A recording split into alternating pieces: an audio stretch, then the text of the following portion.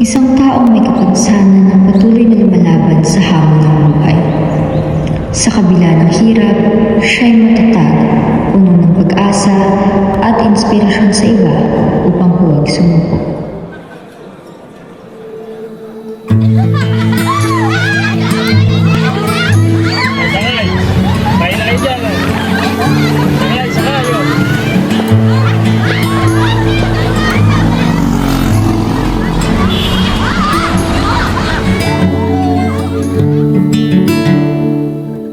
Ipinanganak si Jayden Rod noong February 18 taong 2013. Si Jayden Rod ay nakatira ngayon sa Cebu Springs, San Miguel, Bulacan.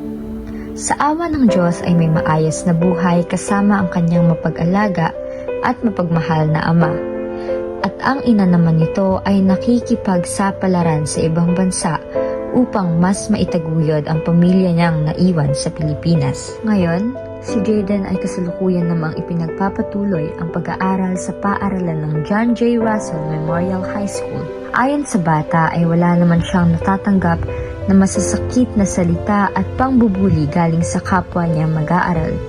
Bagkus, ito pa nga ang nagbibigay ng inspirasyon at nagpaparamdam sa kanya na hindi siya naiiba sa kanilang lahat.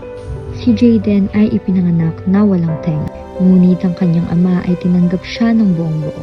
Patuloy na nagbubuhos ng walang sawang pagmamahal at atensyon sa kanyang anak. Kasi yung pinanganak si Jayden nung ganyan, involved sa kanya yan. Kaya ang inano ko, tinanggap ko na kasi yung ginagawa ng Diyos natin. Kaya ang sabi sa kanya, yan, bibigyan ko na ng pagmamahal at saka bibigay ko lahat ng makakaya sa kanya. Kaya hindi ko siya pinapabayaan.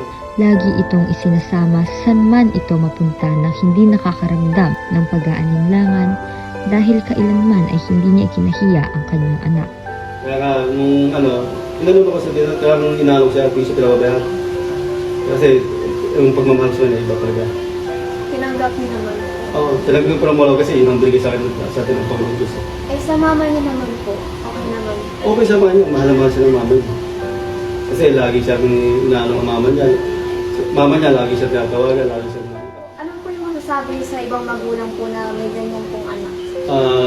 ano po kasi kung ganyan yung tanggapin po nila ng maluwag, tapos huwag po nilang pag-initan ng ulo, mahalin po nila yung bata, bigyan po nila atensyon, ipakita po nila na mahalaga yung bata sa kanila.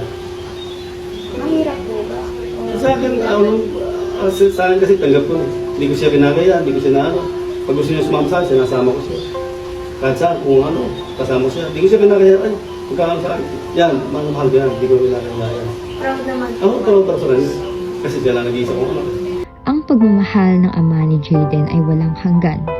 Kahit na ito ay ipinanganak ng may kapansanan, sa halip na maging hadlang, ito ay maging inspirasyon upang lalo pang mag-alab ang pagmamahal at dedikasyon ng ama sa kanyang anak. Sa simple niyang kabuhayan ay mayroong di mabilang na biyaya na hindi lang basta sapat kundi pati na rin sa paghubog ng masiglang kinabukasan. Sa bawat galaw ng kanyang kamay ay umaapaw ang pag-ibig at sakripisyo na nagbibigay buhay sa kanilang pamilya.